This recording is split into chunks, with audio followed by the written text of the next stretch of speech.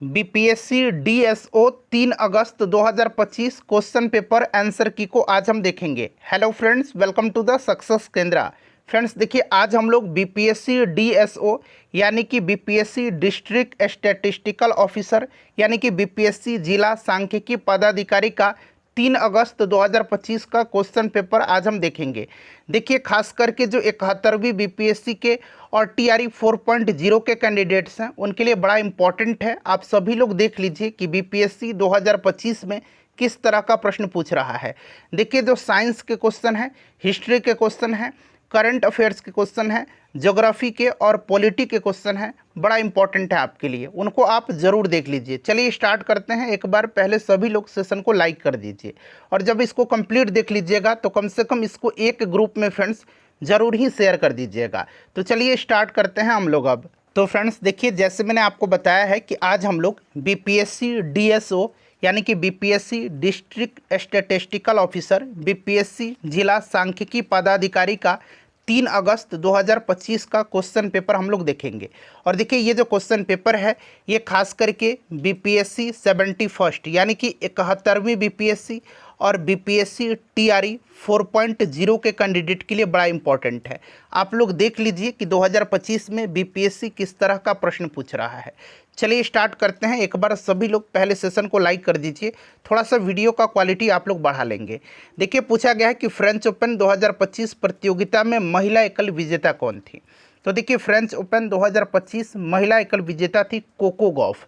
ये Coco Gauff कहाँ की हैं? तो ये अमेरिका की हैं। इन्होंने किसको हराया था? तो आरियाना सबलेंका को हराया था।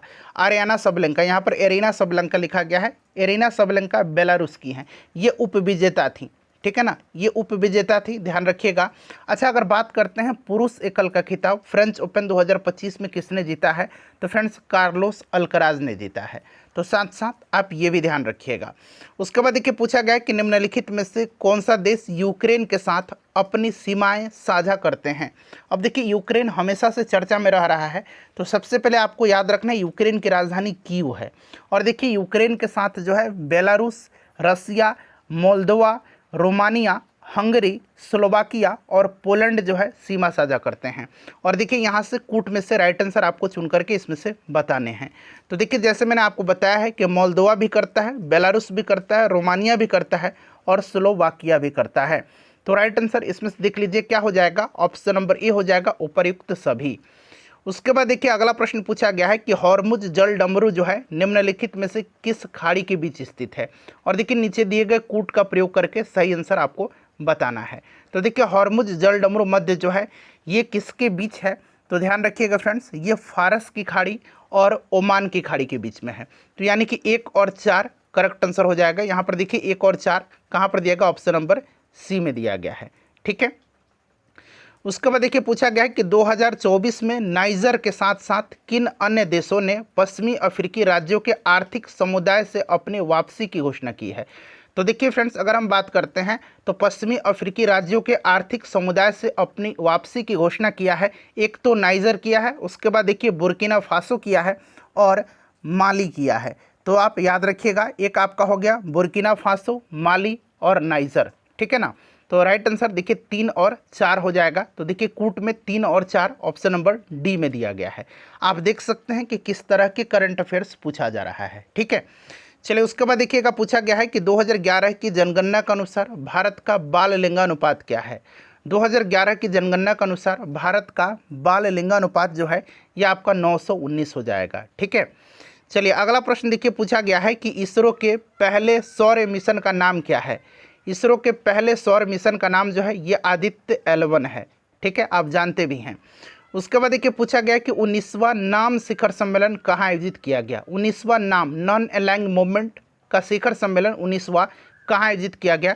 तो फ्रेंड्स, ये युगांडा के राजधानी कंपाला में आयोजित किया गया, ठीक है ना। अगर आपसे 20वां पूछा जाएगा, 20वां नाम शिखर सम्मेलन का आयोजन कहाँ किया जाएगा, तो याद रखिएगा 20वां जो है इसका आयोजन किया जाएगा कहाँ पर। तो इसको भी ध्यान रखिएगा, प्रश्न बन सकता है। देखिए, इसका आयोजन जो है ये किया जाएगा आपका उज्बेकिस्तान में, ठीक है। चलिए, उसके बाद देखिएगा कि किस देश ने फिलिस्तीन में इजराइल की कार्रवाई के खिलाफ अंतर्राष्ट्रीय न्यायालय ICJ में मामला दायर किया है और इसे नरसंहार बताया है। किस देश ने? तो ये दक्षिण अफ्रीका ने बताया है। उसके बाद देखिए अगला प्रश्न पूछा गया था, सूची दिया गया है, मिलान करना है और यहाँ पर नीचे कूट में से सही आंसर चयन करना है। अब देख सकते हैं फ्रेंड्स, एक तरफ जो है भारत का निकासी अभियान दिया गया है सूची 1 में, और सूची 2 में उससे संबद्ध देश दिया गया है। तो आपको अच्छे तरीके से याद होगा कि ऑपरेशन गंगा चलाया गया था, ऑपरेशन गंगा। तो देखिए ऑपरेशन गंगा जो है ये यूक्रेन से भारतीयों की वापसी के लिए। उसके बाद देखिए ऑपरेशन कावेरी चलाया गया था, तो ये सूडान से, ठीक है ना। ऑपरेशन अजय जो है ये इजराइल हो जाएगा, और ऑपरेशन देवी शक्ति जो है ये अफगानिस्तान हो जाएगा, ठीक है। अब देखिए मिला लेना है इसको बस। उसके बाद देखिए पूछा गया है, हाँ यहाँ पर देखिएगा कि कृत्रिम वर्षा के लिए सबसे अधिक किस रसायन का प्रयोग किया जाता है कृत्रिम वर्षा के लिए। तो कृत्रिम वर्षा के लिए सिल्वर आयोडाइड का किया जाता है। तो यहाँ पर देखिए सिल्वर आयोडाइड दिया गया है।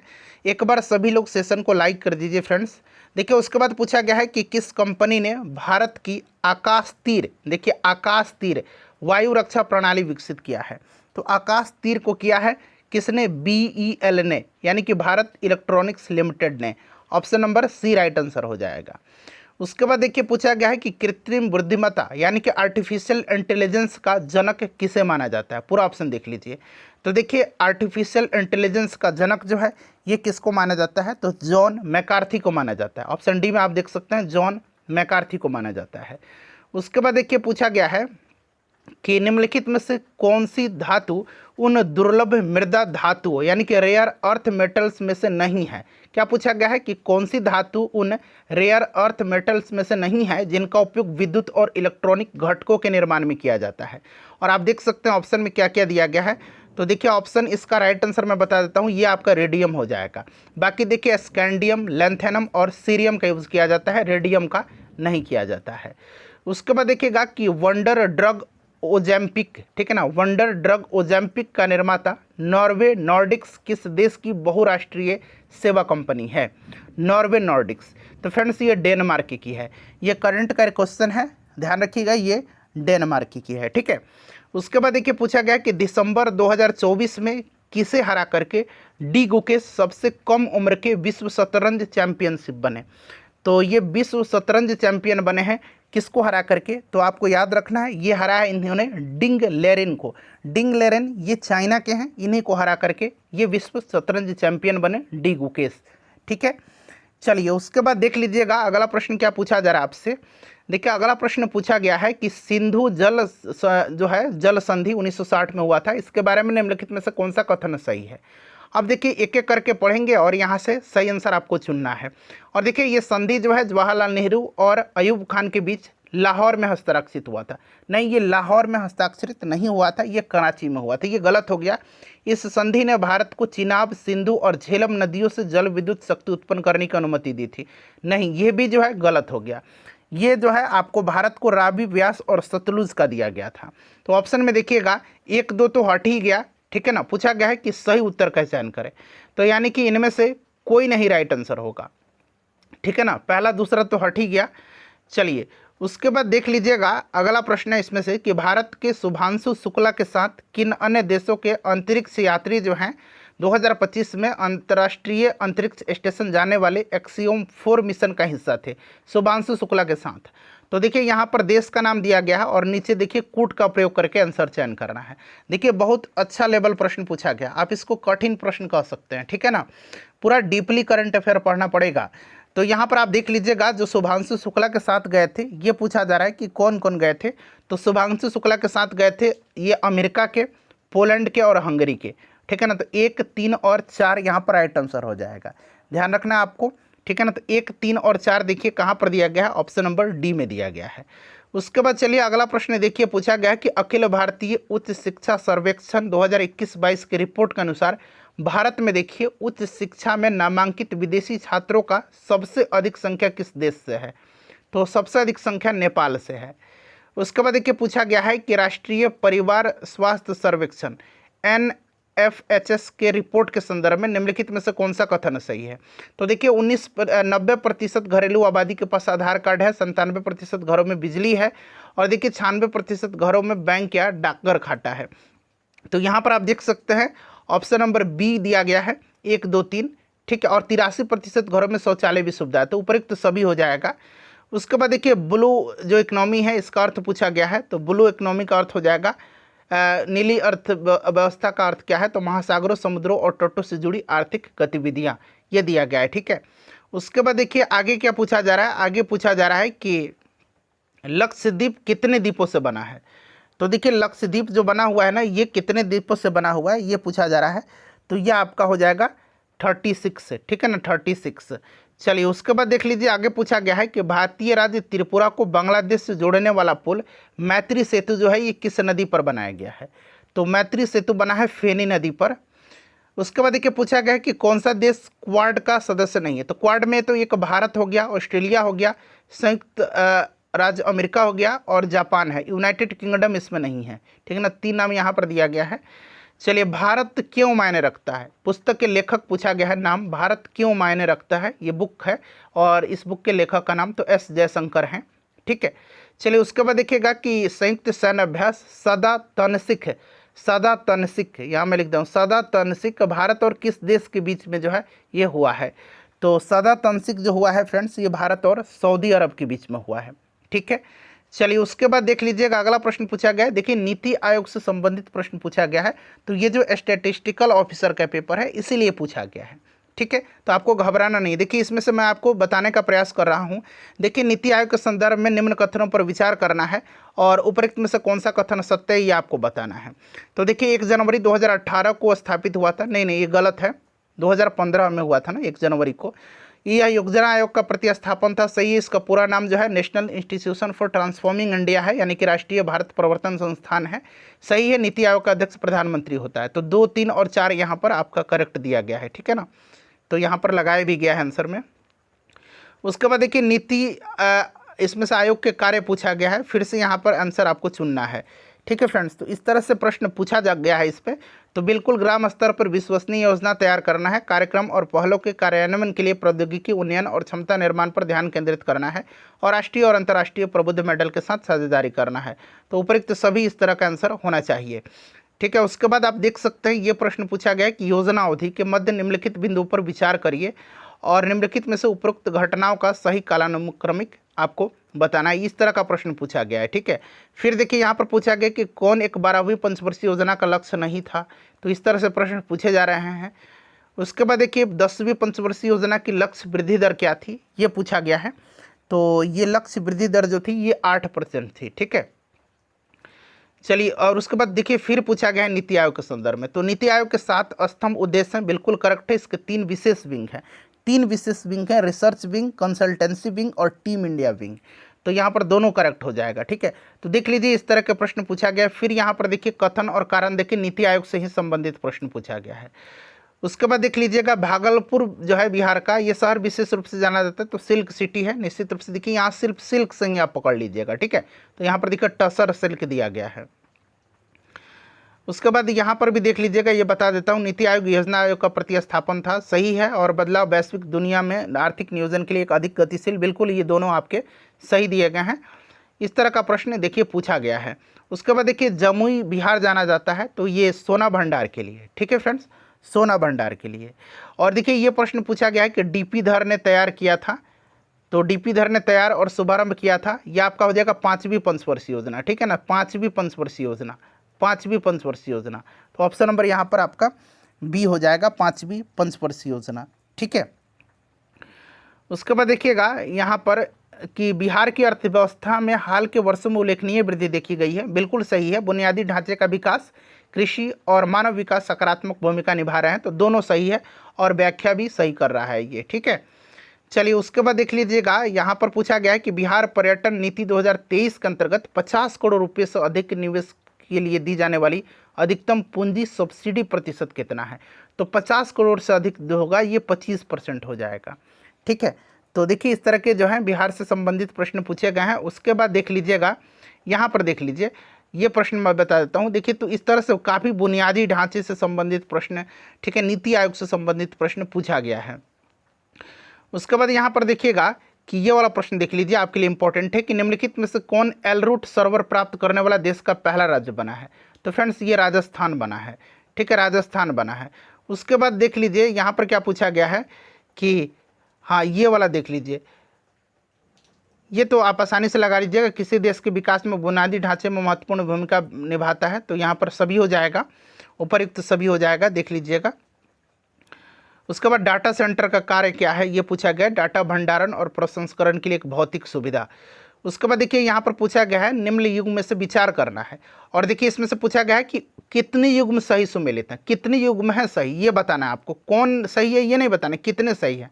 तो देखिए भारत की पहली चालक रहित मेट्रो का उपयोग करने वाला बेंगलुरु मेट्रो है, तो ये तो हट गया। दुनिया का सबसे ऊंची प्रतिमा एकता की मूर्ति है, स्टैचू ऑफ यूनिटी जो है ये सरदार पटेल की, तो केवल एक है, ये भी नहीं है, तो यहाँ पर केवल एक ही आपका आंसर होना चाहिए, ठीक है। उसके बाद देखिए पूछा गया है कि निम्नलिखित में से देखिए भारतीय वरीयता क्रम यानी कि ऑर्डर ऑफ जो है आपका प्रेसिडेंस से नीचे कौन आता है, सबसे निम्नलिखित में से भारतीय वरीयता क्रम में सबसे नीचे कौन आता है।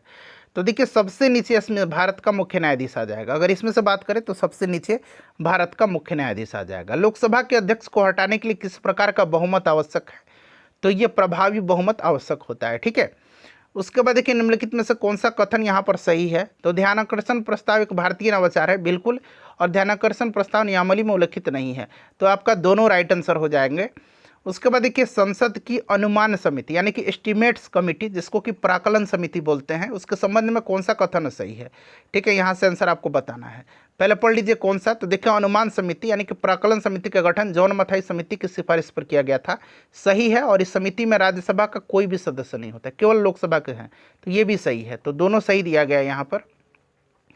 चलिए उसके बाद देख लीजिएगा 60 नंबर में पूछा गया है कि भारतीय संविधान मणिपुर के लिए विशेष प्रावधान किस अनुच्छेद में करता है, तो विशेष प्रावधान जो करता है ये 371C में करता है। उसके बाद देखिएगा स्थानीय शासन से संबंधित निम्नलिखित समितियों को कालानुक्रमिक क्रम में व्यवस्थित करिए, और देखिए आप आसानी से इसको बना लेंगे। बलवंत राय मेहता समिति सबसे पहले है, तो देखिए सबसे पहले एक ही यहाँ पर ऑप्शन में दिया गया है क्रम से, ठीक है ना, तो 1 3 2 4 राइट आंसर हो जाएगा, एक बार आप देख लीजिए। उसके बाद चलिए अगला प्रश्न पूछा गया कि निम्नलिखित में से कौन संविधान सभा के सदस्य नहीं थे, तो इसमें से अगर हम संविधान सभा के सदस्य की बात करते हैं तो महिला 15 थी, उसमें उन्हीं महिलाओं का नाम दिया गया है। अरुणा असफ अली नहीं थी इसमें, ठीक है, बाकी सुचेता कृपलानी थी, विजयलक्ष्मी पंडित थी, और राजकुमारी अमृत कौर भी थी। उसके बाद देखिए पूछा गया कि भारतीय संविधान में राज्यसभा के सदस्यों के चुनाव से संबंधित प्रावधान किस स्रोत से ग्रहण किया गया है, तो ये दक्षिण अफ्रीका के संविधान से, ठीक है। निम्नलिखित में से देखिए कौन संविधान सभा की प्रारूप समिति के सदस्य नहीं थे, तो इसमें से अगर हम बात करते हैं तो देखिए सैयद मोहम्मद सादुल्ला थे, एन गोपालास्वामी अयंगर थे, अल्लादी कृष्ण स्वामी अय्यर थे। मेरे ख्याल से इसमें से देखिए बीटी रामकृष्णमाचारी, ठीक है, ये नहीं होना चाहिए, आप लोग बताइएगा कमेंट करके, ठीक है। चलिए उसके बाद देखिएगा कि स्वतंत्र भारत की पहली कैबिनेट में वाणिज्य मंत्रालय किसके पास था, वाणिज्य मंत्रालय था आपके CH भाभा के पास, ठीक है, CH भाभा के पास था। उसके बाद देखिए अगला प्रश्न पूछा गया है कि भारत में निवास कर रहे कनाडा के नागरिकों को निम्नलिखित में से किस अधिकार का दावा नहीं है, तो बिल्कुल अभिव्यक्ति की स्वतंत्रता यहाँ पर आपका हो जाएगा। उसके बाद देखिएगा अगला प्रश्न कि निम्नलिखित में से कौन सा अनुच्छेद 1976 के 42वें संविधान संशोधन अधिनियम के द्वारा सम्मिलित नहीं किया गया, तो यहाँ पर देखिए ये 39 है, 43 ये किया गया था, आपका ऑप्शन नंबर बी हो जाएगा। उसके बाद देखिए भारतीय संविधान किसे न्यायिक पुनरावलोकन की शक्ति प्रदान करता है, जुडिशियल रिव्यू की, तो ये उच्चतम न्यायालय को यानी कि सर्वोच्च न्यायालय को और उच्च न्यायालय सुप्रीम कोर्ट और हाई कोर्ट दोनों को करता है। नेक्स्ट क्वेश्चन है कि यदि 2 या 2 से अधिक राज्यों के लिए एक समान उच्च न्यायालय स्थापित करने की शक्ति संविधान के किस अनुच्छेद में दिया गया है, ये पूछा गया है, तो ये आपका दिया गया है किस अनुच्छेद में, तो अनुच्छेद 231 में दिया गया है, ठीक है। चलिए उसके बाद देखिए पूछा गया कि निम्नलिखित में से किसे भारत के उपराष्ट्रपति पद के लिए निर्विरोध चुना गया था, तो अगर इसमें से हम बात करते हैं तो निर्विरोध चुना गया था इसमें से किसको, तो ये हो जाएंगे मोहम्मद हिदायतुल्लाह को, ठीक है। चलिए उसके बाद देखिए अगला प्रश्न पूछा गया है कि निम्नलिखित में से कौन सा कथन सत्य नहीं है। अब देखिए जैसे ही आप पढ़ेंगे एक एक करके चारों कथन को मैं आपको बताता हूँ। अब देखिए यहाँ से मॉडर्न हिस्ट्री चालू हो रहा है और TRE 4.0 के लिए बड़ा इंपॉर्टेंट रहने वाला है। देखिए धोंधो केशव कर्वे जो थे, ये आपके DK कर्वे जिसको कहा जाता है, उच्च जाति की हिंदू विधवाओं की शिक्षा के खिलाफ थे, नहीं, बिल्कुल ये खिलाफ नहीं थे, तो कौन सा कथन सही नहीं है, तो यहाँ से पहला ही आपका करेक्ट हो जाएगा, ठीक है, बाकी भी आप पढ़ लीजिएगा, ठीक है फ्रेंड्स। चलिए उसके बाद देखिएगा कि जब द्विराष्ट्रीय सिद्धांत जोर पकड़ रहा था तब किसने मार्लोमेंटो सुधार पर तंज कसते हुए कहा था कि पाकिस्तान का वास्तविक जन्मदाता इकबाल या जिन्ना नहीं वरन मिंटो था। तो ये कहा था किसने? तो डॉक्टर राजेंद्र प्रसाद ने कहा था। प्रीवियस ईयर में ये प्रश्न पूछा भी गया है बीपीएससी में।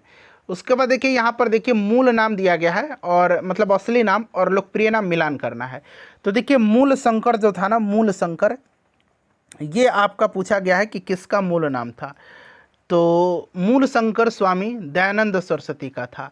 नरेंद्र नाथ जो था ये स्वामी विवेकानंद का नाम था। गदाधर चट्टोपाध्याय रामकृष्ण परमहंस का था और मार्गरेट एलिजाबेथ ये भगनी निवेदिता का था। तो इसको अब आप लोग मिला लीजिएगा फ्रेंड्स, क्लियर ना। 3 4 1 देखते हैं, 3 4 1 3 4 1 यहाँ पर दिया गया है, ठीक है, और 2 लास्ट हो जाएगा। चलिए उसके बाद देखिए स्पेनिश फ्लू सबसे पहले 1918 में भारत के किस शहर में पहुंचा था? तो ये बम्बई हो जाएगा। उसके बाद देखिए पूछा गया है कि सहमति आयु अधिनियम, ठीक है ना, 1891 के संदर्भ में निम्नलिखित कथन पर विचार करें। सहमति आयु अधिनियम, तो देखिए यह बम्बई के एक पारसी सुधारक बहराम जी मालाबारी थे जिन्होंने इसकी वकालत की विधान किया था, मतलब वकालत किया था, ये विधान हटा दीजिए। तो यहाँ पर आपका राइट आंसर बिल्कुल पहला होगा और इस अधिनियम को बाल गंगाधर तिलक के नेतृत्व वाली गर्मपंथी शाखा का समर्थन प्राप्त है, ये गलत दिया गया है, पहला होगा। और ये शायद यूपीएससी का क्वेश्चन है मेरे हिसाब से, ठीक है ना, आप लोग बताइएगा। तो यहाँ पर केवल यहाँ पर एक राइट आंसर हो जाएगा। उसके बाद देखिए भारतीय इतिहास के संदर्भ में निम्नलिखित पर विचार करना है और सही आंसर आपको बताना है, ये भी यूपीएससी का क्वेश्चन है। तो यहाँ पर देखिएगा अगर इसमें से हम राइट आंसर की बात करते हैं तो 2 और आपका 3 सही है, ये आपका गलत दिया गया है, आप पढ़ लीजिए। 2 और 3 यहाँ पर आपका सही दिया गया है, ठीक है। तो ऑप्शन सी में 2 और 3 दिया गया है। चलिए उसके बाद देख लीजिएगा कि चंपारण सत्याग्रह में पूछा गया है कि निम्नलिखित में से कौन से नेता बिहार में चंपारण सत्याग्रह के प्रमुख रूप से जुड़े थे, जो भारतीय जन आंदोलन में महात्मा गांधी की पहली सक्रिय भागीदारी थी। तो देखिए इसमें से अनुग्रह नारायण सिन्हा भी जो थे, श्री कृष्ण सिंह भी थे, राजेंद्र प्रसाद भी थे। तो देखिए इसका आंसर क्या होना चाहिए सटीक, आप लोग भी कमेंट करके बताइएगा। मेरे हिसाब से तो अगर आप 4 ऑप्शन में से जाना है तो राजेंद्र प्रसाद के साथ जाएंगे। निम्नलिखित में से देखिए किस घटना ने भारतीय राष्ट्रीय कांग्रेस द्वारा असहयोग आंदोलन की औपचारिक शुरुआत किया था? तो फ्रेंड्स ये था आपका कौन सा? तो देखिए इसमें से अगर हम करेक्ट आंसर की बात करते हैं तो राइट आंसर हो जाएगा आपका जालियांवाला बाग हत्याकांड, ठीक है। उसके बाद देख लीजिए अगला प्रश्न पूछा गया है कि बिहार वैज्ञानिक सोसाइटी की स्थापना कब हुआ था? तो फ्रेंड्स ये 1868 में हुआ था। चलिए उसके बाद देखिए बिहार के जगदीशपुर से 1857 के भारतीय विद्रोह के नेता, ये बार बार पूछता है, कुंवर सिंह थे। बीपीएससी का ये फेवरेट क्वेश्चन भी है, चाहे कुछ भी हो जाए ये प्रश्न रहता ही रहता है। देखिए निम्नलिखित में से कौन प्रारंभिक औपनिवेशिक शासन के दौरान साल्ट पीटर के निर्माण का सबसे महत्वपूर्ण केंद्र था? तो यह अपना बिहार राज्य था। अस्थायी बंदोबस्त 1793 में लॉर्ड कॉर्नवालिस के द्वारा कहाँ लागू किया गया था? तो बंगाल प्रेसिडेंसी में, यानी कि बंगाल, बिहार, उड़ीसा, यहाँ पर राइट आंसर हो जाएगा। चलिए उसके बाद देखिएगा अगला प्रश्न है हमारा कि बाघा जतिन, इनको बाघा जतिन कहा जाता है, ठीक है ना, बाघा जतिन। तो देखिए बाघा जतिन के बारे में सही दिया गया है। तो देखिए इसमें से करेक्ट आंसर की बात करते हैं हम तो ऑप्शन नंबर सी के साथ जाएंगे। वे जम्बूतर क्रांतिकारी समूह से जुड़े थे और 1915 में जो है बालासोर में ब्रिटिश बलों से लड़ते हुए ये शहीद हो गए थे। ऑप्शन सी हो जाएगा, ठीक है। उसके बाद देखिए भारतीय राष्ट्रीय आंदोलन के दौरान बदरुद्दीन तैयब जी का कौन सा योगदान प्रमुख रूप से जाना जाता है? तो आपको जानते हैं कि बदरुद्दीन तैयब जी जो है ये भारतीय राष्ट्रीय कांग्रेस की अधिवेशन की अध्यक्षता करने वाले पहले मुस्लिम थे। तो यहाँ पर देखिए वे भारतीय राष्ट्रीय कांग्रेस के पहले मुस्लिम अध्यक्ष बने थे और हिंदू मुस्लिम एकता के लिए सक्रिय कार्य भी इन्होंने किया था। चलिए उसके बाद देखिएगा फ्रेंड्स आगे पूछा जा रहा है कि निम्नलिखित अकाल आयोगों को कालानुक्रमिक रूप से व्यवस्थित करें। अब देखिए हम बात करते हैं मैकडोनाल्ड आयोग की, तो 1901 में स्थापित हुआ था। स्ट्रैची कमीशन 1878 में। लॉयल कमीशन की बात करते हैं तो देखिए लॉयल कमीशन 1896 में, 96-97 लिख सकते हैं। कैम्पबेल कमेटी 1866 में। तो सबसे पुराना आपका डी हो जाएगा, डी के बाद आपका हो जाएगा बी के बाद आपका सी और ए, ठीक है ना, DBCA, DBCA option number D. चलिए उसके बाद देखिएगा पूछा गया है कि बलवन से कौन संबंधित नहीं है? बलवन से तो देखिए ये चहलगानी तुर्क है, ठीक है ना, तुर्क चहलगानी, ये इल्तुतमिश ने स्थापित किया था, तो बलवन इससे संबंधित नहीं है। देखिए निम्नलिखित में से किस अखबार ने नील विद्रोह के दौरान इंडिगो प्लांटर्स की कड़ी निंदा की और कृषकों के पक्ष का समर्थन किया था? तो ये हिंदू पैट्रियट था। अगला प्रश्न है कि भारतीय अर्थव्यवस्था पर किने खुले पत्रों ने लॉर्ड कर्जन को इस कदर विवश किया कि, देखिए खुले पत्र यहाँ पर लिखा गया, खुले पत्रों ने लॉर्ड कर्जन को इस कदर विवश किया कि ब्रिटिश भारतीय सरकार को इसका आधिकारिक खंडन प्रकाशित करना पड़ा और साथ ही सुधारात्मक आर्थिक कदम भी उठाने पड़े थे। तो ये था आपका आरसी दत्त का, ठीक है ना। तो याद रखिएगा आरसी दत्त करेक्ट आंसर हो जाएगा। उसके बाद देखिएगा यहाँ पर मिलान कौन सा सही नहीं है ये पूछा गया है। तो देखिए खुदाई खिदमतगार बिल्कुल सही दिया गया, आज़ाद मुस्लिम कॉन्फ्रेंस, अल्लाह बख्श, खासकार पार्टी ये आपका अलामा मस्करी की, और देखिए कृषक प्रजा पार्टी ये सही नहीं दिया गया है, अब्दुल हक नहीं होगा। कृषक प्रजा पार्टी की अगर हम बात करते हैं तो आपको ध्यान रखना होगा फजलुल हक होगा, फजलुल हक, फजलुल हक, ठीक है ना, फजलुल हक। तो ये आपका ऑप्शन डी हो जाएगा। उसके बाद देखिएगा फ्रेंड्स, यहाँ पर बख्तियार खिलजी ने जब 1202-3 में बंगाल पर आक्रमण करते हुए तिरहुत पर हमला किया था तो वहाँ के शासक थे नरसिंह देव, ठीक है ना। ये कर्नाट वंश की बात हो रही है। तो इसका क्या परिणाम हुआ था ये पूछा गया। तो दरअसल हुआ था कि नरसिंह देव हार गए थे और अपना सत्ता इन्होंने खो दिया था, तो उनका राज्य अस्थायी रूप से खिलजी के द्वारा हड़प लिया गया था, ठीक है। चलिए उसके बाद देखिए 1928 में बिहार यूथ कॉन्फ्रेंस के दौरान बिहार यूथ लीग की स्थापना निम्नलिखित में से किस स्थान पर हुई थी। तो फ्रेंड्स ये मोतिहारी में हुई थी। ये काफ़ी इंपॉर्टेंट क्वेश्चन है ये वाला, और एक मैंने जो अभी बताया है ना कि कब इसकी स्थापना हुई थी, क्या नाम है इसका, बिहार वैज्ञानिक सोसाइटी की, ये ध्यान रखना है आपको खास करके TRE 4.0 के लिए, ठीक है। चलिए उसके बाद देख लीजिएगा ये सब हो गया है, ठीक है। उसके बाद देखिए यहाँ पर पूछा गया है कि हाँ कि 1922 में मुंगेर में किसान सभा के आयोजन के जिम्मेदार कौन थे। तो मुंबई में हो जाएगा आपका मुंगेर में किसान सभा का श्री कृष्ण सिंह और शाह मोहम्मद जुबैर। उसके बाद देखिए यहाँ पर पूछा गया कि 1928-29 के दौरान बिहार प्रांतीय कांग्रेस समिति के अध्यक्ष कौन थे। ये क्वेश्चन आप लोग मुझे कमेंट करके बताइएगा, ये प्रीवियस ईयर में कई बार पूछा गया है, ठीक है। चलिए उसके बाद देखिएगा कि निम्नलिखित में से किस अभिलेख में समुद्रगुप्त को परम भागवत कहा गया है। तो समुद्रगुप्त को परम भागवत इलाहाबाद स्तंभ लेख में कहा गया। इलाहाबाद प्रशस्ति लेख जो इसके दरबारी कवि थे हरिसेन, इन्हें लिखा था। चलिए निम्नलिखित में देखिए कौन सा शिलाखंड यानी कि रॉक कट मंदिर वास्तुकला का उदाहरण है। तो ये एलोरा का कैलाश मंदिर, बिल्कुल करेक्ट लगाया गया है यहाँ पर। उसके बाद देखिए अशोक के किस शिलालेख में कलिंग युद्ध का वर्णन मिलता है। तो 13वां शिलालेख जो है इसी में मिलता है, ठीक है। चलिए उसके बाद देख लीजिएगा पूछा गया है कि निम्नलिखित में से किस स्थान से हड़प्पा लिपि में बड़े अक्षरों वाला एक संक्षिप्त अभिलेख प्राप्त हुआ है। तो ये कहाँ से प्राप्त हुआ है, तो आपको ध्यान रखना है ये धौलावीरा से प्राप्त हुआ है, ठीक है। चलिए उसके बाद 98 नंबर क्वेश्चन देख लीजिएगा कि शेर शाह के प्रशासन के बारे में निम्नलिखित कथन पर विचार करें। शेर शाह के साम्राज्य को 47 सरकार में विभाजित किया गया था। चीफ सेक्रेदार जो कि कानून और व्यवस्था के मतलब था, और चीफ मुंसिफ जो जज था, प्रत्येक सरकार के प्रशासन के 2 प्रभारी, ये बिल्कुल सही दिया गया है। और प्रत्येक सरकार भी कई परगनों में विभाजित था। तो आपका दोनों यहाँ पर करेक्ट दिया गया है, ठीक है ना। चलिए उसके बाद देखिएगा कि कौन सा इसमें से विकल्प मुगल मनसबदारी प्रथा के बारे में सही नहीं है।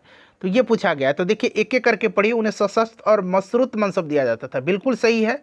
मुगल मनसबदारी प्रथा के बारे में उन्हें नगद के साथ साथ जागीरें भी दी जाती थी और उन्हें सशस्त्र बल बनाए रखने होते थे। और यहाँ पर देखिए उन्हें स्थानांतरित नहीं किया जा सकता, जी नहीं, इनको बिल्कुल स्थानांतरित किया जा सकता था। तो ऑप्शन डी जो है ये सही नहीं है। चलिए उसके बाद देखिएगा कि मुगल काल में निम्नलिखित में से कौन शाही परिवार की आवश्यकताओं की पूर्ति करता था।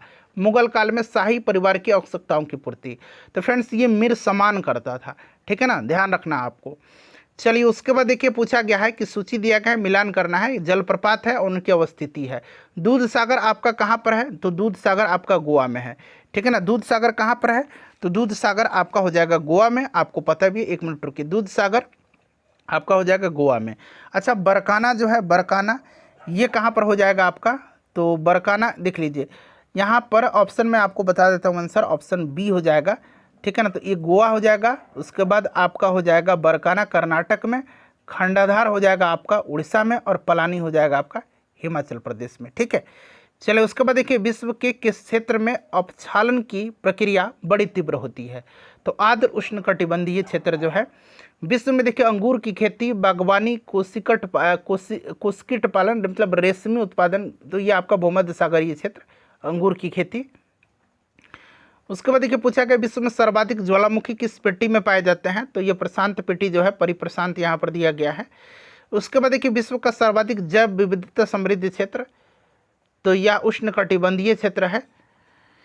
चलिए उसके बाद देख लीजिएगा कि विश्व के 2 शीर्ष अग्रणी टीन उत्पादक देश, तो आपका इसमें से चीन और कौन सा हो जाएगा, इंडोनेशिया हो जाएगा। ठीक है, चीन और इंडोनेशिया हो जाएगा। उसके बाद चलिए देखिएगा कि रांची का पठार उदाहरण है, तो ये उत्थित परिप्लेन का है। ठीक है ना, उत्थित पेनीप्लेन का। उसके बाद देखिए किस नदी को बिहार का शोक कहते हैं, तो कोसी को। अगला प्रश्न देखिएगा कि बिहार का निम्नलिखित में से कौन सा जिला नेपाल के साथ अपनी सीमा साझा नहीं करता, तो 7 जिले करते हैं। इसमें देखिए पूर्णिया नहीं करेगा, सीतामढ़ी, मधुबनी, अररिया ये सब करते हैं। ठीक है ना। चलिए उसके बाद देखिए बिहार राज्य में सबसे बड़ा अभयारण्य कौन सा है, तो सबसे बड़ा जो है इसमें से आपका कैमूर हो जाएगा। उसके बाद देखिएगा पूछा गया कि भीमबांध वन्यजीव अभयारण्य कहाँ पर है, मुंगेर में है, और ये बड़ा पूछा जाता है बीपीएससी में। ठीक है, ध्यान रखिएगा। बिहार की मुख्य नदी प्रणाली कौन सी है, तो ये गंगा हो जाएगा। उसके बाद देखिएगा कि निम्नलिखित में से किस जिले से गंगा नदी बिहार में प्रवेश करती है, तो ये बक्सर में। ठीक है, और बिहार में गंगा के किनारे 12 जिले स्थित हैं, ये भी आप ध्यान रखिएगा, 12 जिले। उसके बाद देखिए पूछा गया है कि निम्नलिखित में से कौन कोयला उत्पादन से संबंधित नहीं है, कोयला उत्पादन से संबंधित बताइए, कोयला उत्पादन से संबंधित इसमें से कौन सा नहीं है, तो यहाँ पर देखिए बेलाडीला की खान हो जाएगा। चलिए उसके बाद देख लीजिएगा कि निम्नलिखित में से कौन महान हिमालय के उत्तर में उत्पन्न होती है, तो महान हिमालय के उत्तर में उत्पन्न इसमें से कौन सा होगा, तो इसमें से आपका हो जाएगा इसमें से सतलुज। ठीक है, चलिए उसके बाद देख लीजिएगा आगे पूछा गया है कि कोपेन के जलवायु वर्गीकरण के अनुसार निम्नलिखित जलवायु प्रकारों में से कौन से भारत में पाई जाती है, तो भारत में पाई जाती है एएफ। ठीक है, एएफ हो जाएगा राइट आंसर इसका। हिमालय की किस श्रृंखला का निर्माण सबसे बाद में हुआ है, तो ये शिवालिक श्रृंखला का हुआ है। उसके बाद देखिए यहाँ पर आपको जो है मिलान करना है। ठीक है ना, तो गंगा की सहायक नदी आपको पता है कोसी हो जाएगा इसमें से, यमुना का चंबल हो जाएगा, कृष्णा का भीमा हो जाएगा, और महानदी का शिवनाथ हो जाएगा। उसके बाद देखिए कौन सी नदी अरब सागर में गिरती है इसमें से, तो नर्मदा गिरेगी। उसके बाद देखिए टोडा जनजाति जो है किस राज्य में पाई जाती है, तो टोडा तमिलनाडु में पाया जाता है। उसके बाद देखिए पूछा गया है कि किसके द्वारा लोहे को गैल्वेनाइज्ड किया जाता है। अब यहाँ से साइंस का सेक्शन स्टार्ट हो रहा है, तो जिंक किया जाता है, जिंक की परत चढ़ाई जाती है, उसी को गैल्वेनाइजेशन बोला जाता है। माचिस की तिल्ली की टिप पर क्या लगा होता है, तो ये लाल फास्फोरस। उसके बाद देखिएगा कि शाही जल जिसमें प्लेटिनम और सोने को गलाने की क्षमता होती है, वो मिश्रण होता है। तो फ्रेंड्स ये मिश्रण आपका होता है किसका, तो यहाँ पर ध्यान दीजिएगा ऑप्शन बी हो जाएगा, मतलब HNO3 और 3HCl होता है। ठीक है ना, तो मतलब 1:3 में। चलिए उसके बाद देखिएगा कोयले की किस किस्म से ये पहचाना जा सकता है कि इसका निर्माण किस पौधे से हुआ है, तो ये आपका पीट हो जाएगा। चलिए उसके बाद देखिएगा कि वायुमंडल में ग्रीन हाउस प्रवाह के लिए सबसे ज़्यादा जो है अधिक योगदान कौन सा करता है, तो ये कार्बन डाइऑक्साइड करता है। चलिए 126 नंबर क्वेश्चन देखिएगा कि यहाँ पर देखिए नेक्टोन्स समुद्री पारिस्थितिकी तंत्र की खाद्य श्रृंखला के सर्वोच्च परभक्षी है। ठीक है, निम्न में से कौन नेक्टोन्स की श्रेणी में नहीं है, नेक्टोन्स की श्रेणी में इसमें से आपका जेलीफिश नहीं आएगा।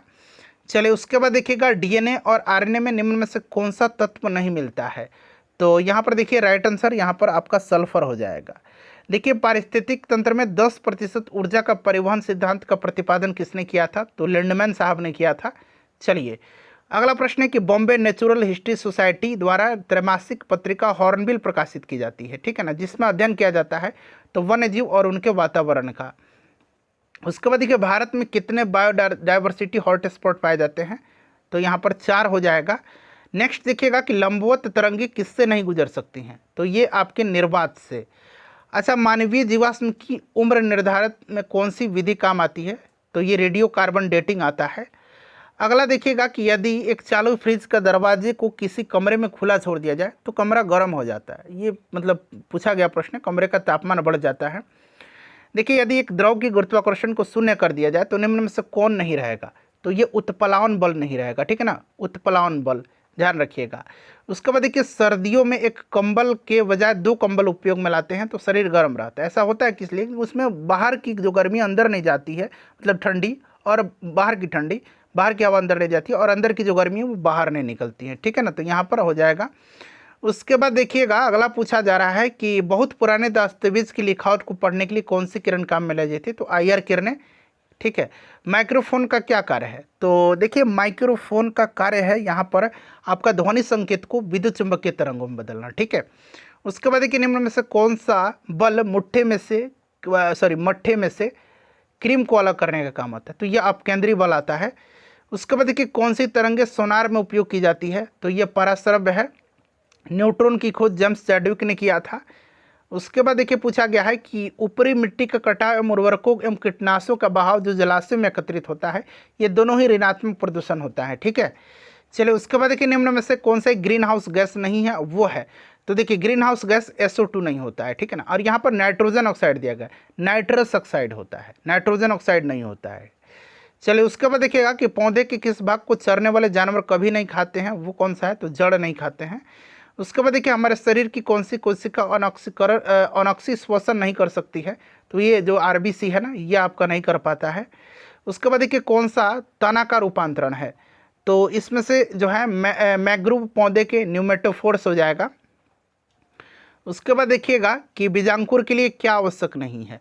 तो बीजांकुर के लिए इसमें से अगर बात करें तो खनिज लवण होना चाहिए, ठीक है ना। पानी होता ही है, पानी मतलब कौन सा होगा? तापमान होता है, ऑक्सीजन होता है और नमी वगैरह भी होता है। बताइएगा आप लोग भी इसमें से, ठीक है। तो या तो मतलब ये तो दोनों होना चाहिए, ठीक है। खनिज लवण में पानी ज़रूरत होता है, नमी हो सकता है इसमें से आंसर इसका। मनुष्य के रक्त का pH वैल्यू पूछा गया, तो ये आप जानते हैं 7.4, ठीक है। उसके बाद देखिए मनुष्य में कलर ब्लाइंडनेस और हीमोफीलिया बीमारी का कारण क्या है? तो ये X गुणसूत्र पर उपस्थित अप्रभावी जीन, ध्यान रखिएगा अप्रभावी जीन होगा, ठीक है। अच्छा इशारा टेस्ट संबंधित है, तो ये आपका कलर ब्लाइंडनेस से, रंग दृष्टिहीनता से इशारा टेस्ट। उसके बाद देखिएगा ये आखिरी क्वेश्चन है, बीमारी पैदा करने वाले जीवाणु स्रावित करते हैं, तो ये एंटीजन करते हैं।